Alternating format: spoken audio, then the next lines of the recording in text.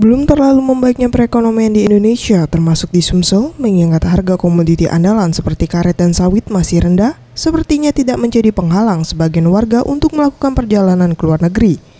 Menurut Daniel, selaku manajer maskapai penerbangan Silk Air Sumatera Selatan, yang ditemui Minggu 4 September 2016 menyampaikan, hingga Agustus tahun 2016 jumlah penumpang dengan rute internasional mengalami peningkatan 30% dibandingkan tahun 2015.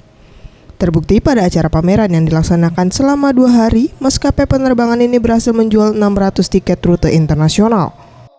The target is 600 tickets, and actually we have already far exceeded the target, and hopefully at the end of the day we can sell even more. Masyarakat Palembang lebih dominan memilih rute liburan ke Singapura, Hong Kong, dan Jepang. Mingga Dwi Handayani, Septian Rizky, Sriwijaya TV.